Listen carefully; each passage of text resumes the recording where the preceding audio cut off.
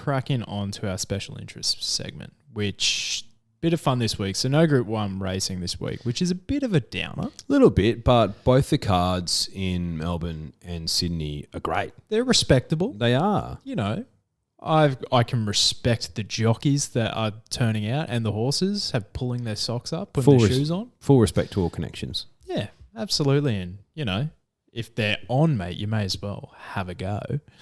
So be rude not to. But obviously, mate, when you do it, you have to do it responsibly, mate. You have to.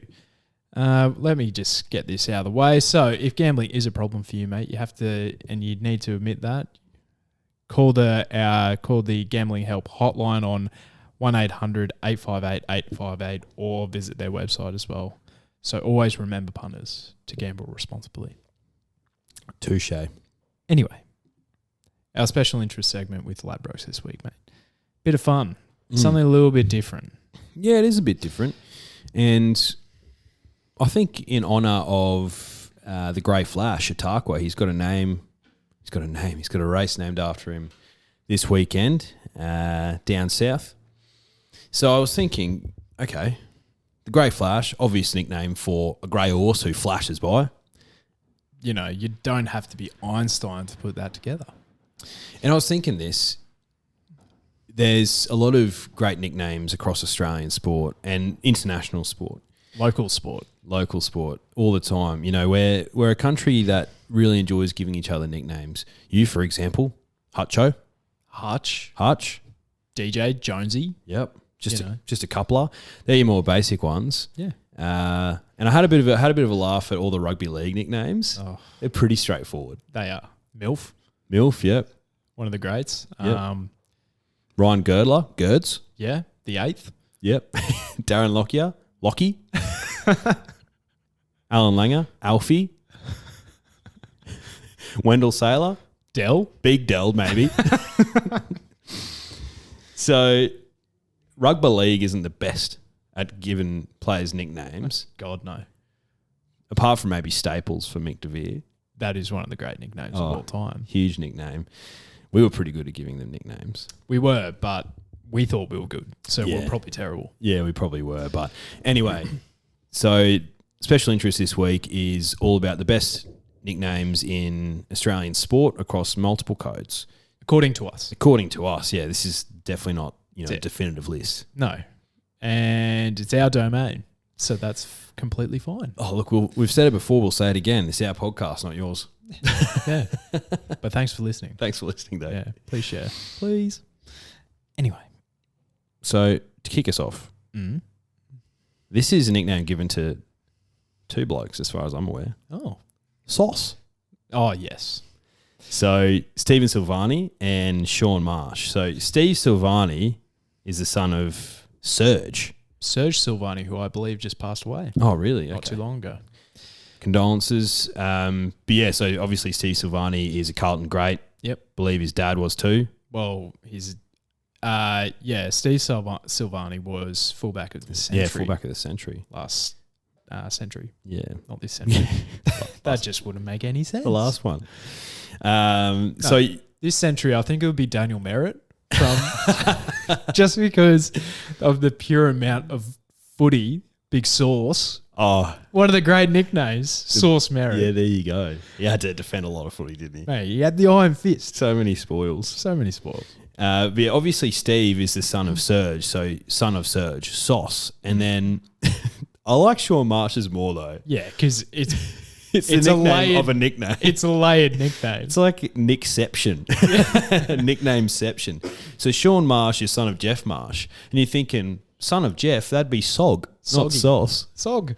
But Jeff Marsh's nickname was Swampy. Swampy. So he's son of Swampy, Sauce. So I reckon Sauce is a cracking nickname. Yeah. And I think Sean's son is Little Swamp. Because I think, have you seen his kid? It's like spitting image, mate. Oh, it's just ridiculous, unbelievable. Just slap the gloves on him now. Yeah, yeah. Sauce, one of the great nicknames. So this is our favourite nickname of all time. Oh, I love him so much. And shout out to Daniel Rich Flavour for finally getting his All-Australian jersey, and bloody overdue, I might say. 100%. Best kick in the league in the AFL. Definitely could have gone back to Perth on some decent coin, but he decided to stay at the Lions. So Daniel Rich, shout out to you. But the origin story of Daniel Rich Flavour. Now, not many people might actually know this nickname. But back in the day, Triple M used to do their best work in, I'd say, the mid 2010s. And I remember showing you this footage, and it's still on YouTube, of Triple M. I think it's called the YouTube Rub. And it's basically the Saturday Rub, which used to be JB, Sir James Brayshaw, Gary Lyon, and the late, great Danny Frawley. Basically just hanging shit on each other the entire time. It was brilliant listening. A lot of fun. But what they used to do was a team of the century every year based on performances that year. And a lot of the time it was players who were decent, but they also did players who were, a bit of cult figures in there too. And that's where Daniel Rich Flavour came in. So Daniel Rich, they gave him the nickname because in a past time, I think Gary Lyon used to enjoy a rich flavoured cigarette. So he's like, oh, Daniel Rich Flavour. And we just absolutely love the layer of that nickname. And whenever Richie gets the footy on a Saturday afternoon in, the dimming light at the Gabba, you and I just go like, Flavour? Flavour. When he kicks a goal from 60 metres out with that absolute rocket he's got as a left boot. Flavour! Oh, Flavour! Oh, love him. Before we go on to the next one, and I think I put this in the article as well, but one of the other all-time moments on radio for mine was when they were interviewing ex-Western Bulldogs, not going to call him a great because he wasn't, player, better than us obviously, but he, didn't play through 200 to 300 games. Jared Grant, Gary Lyon, he's like, oh, so how do you like the nickname Microphone Head? To him on air. And he's like, oh, I've never really been called that. For context, this guy has like really curly like buzz cut hair. And he was like, basically like, oh yeah, I thought, you got called that because you look like a microphone. He's like, nah, mate, I've never got that in my entire life. What about when they were talking about what hides in Max Gawn's beard? Oh yeah, packet of smokes. A full packet of smokes. What do you reckon he has in that beard? A full packet of smokes. Maybe some rich flavoured darts. Oh yeah, go on Flavour. One of our faves. Do you know who has some great nicknames? Mark Waugh. Oh yes. So Junior is probably his more known one because Mark Waugh is the younger brother of Steve Waugh, even though they're twins. Mm-hmm. Not by long. No. Just a little bit younger. Mate, it all counts. Every second counts. Exactly right. But before Mark made his Australian debut, his older brother Steve had been plundering runs and taking wickets for many years. And at one stage, Mark Waugh I think he had the most amount of runs in first-class cricket in Australia without having made his test debut or played any international cricket. There you go. Interesting start. So that led people to call Mark Waugh Afghan. Afghan War, or the lesser-known war. I thought it was called the Forgotten War. Yeah, it's the Forgotten War. Yeah. Doesn't he have another one? He used to get sledged a lot too. Yeah, but apparently you could give it back pretty well. Oh, yeah. Well, you can. You just every time I hear him talk, is like, God, this is the most nonchalant person. So nonchalant, just so relaxed all the time.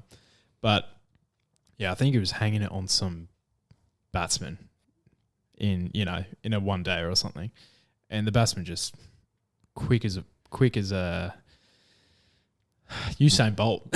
Quick as a racehorse. Yeah, quick as a grey flash. Yeah, quick as a grey flash. He just turns around and goes, at least I'm the best cricketer in my family. Oh, damn. And this is a bloke who played 100 tests for his nation. Yeah. You could say the same thing to Matty Johns, who played nearly 200 games of rugby league, including for his state. You know, the best in your family. For his nation. Yeah, played for Australia. Yeah. One of the great blokes, Matty Johns, in terms of banter. But, yeah, Mark Waugh, Afghan. Poor junior. This one, I actually didn't know until I did some research. I don't even know who this guy is, but apparently he's the Waratahs coach at the moment. Chris Anthems Whitaker. Yeah, I knew this one. So is that how you pronounce his last name? Whitaker, yeah. Yep, sweet. On we go. So this guy played 31 tests for the Wallabies. Well done. Yeah. I was like, oh, why is it called Anthems? That makes no sense. What position would he have played? Oh, he played scrum half. So he was just riding the pine for a decade behind the great George Gregan. Mate, the best orange cutter and peeler you'll ever come across in your life. Always made sure that the Gatorade was stirred just right. Yeah. Oh, it makes the best Gatorade. Yeah. Water bottles were filled to the brim. Yep. So the reason why this bloke was called Anthems is because the only time he made it onto the playing pitch was for the national anthems. So funny. Come on, Anthems. George Gregan played obviously a ton of tests and wouldn't have come off very often at all. This is one of the things that I find bizarre about rugby union is that the bench has players for every position. Whereas in rugby league, it's like you've got 4 people on the bench. Better pray that your halfback doesn't go down. And a medical sub. Yeah. If you're lucky. Yeah. Better pray that your halfback doesn't go down. So in rugby union, this is just my complete utter, misunderstanding of the game. So if you're a reserve on the bench and you don't play, that's not a cap for Australia. No. Gotcha. Because in the AFL, if you're the medical sub now, so the 23rd man, that's considered a game. Really? Yeah, in the I league. didn't know that. Yeah. So, and that's the debate going on at the moment for the Demons because they are, let's be honest, they're shit hot right now. They're looking very nice. They are. They towed up our Lions, but mate, the Lions didn't lose that. Melbourne just absolutely were dominant. And it is what it is. It is what it is. But Nathan Jones of 300 game fame, of your cousin fame, Cuzzy. He's not in the 22 at the moment. And he's played 300 games for the club. And he's basically the favourite son. And it's like, what are we going to do with this bloke?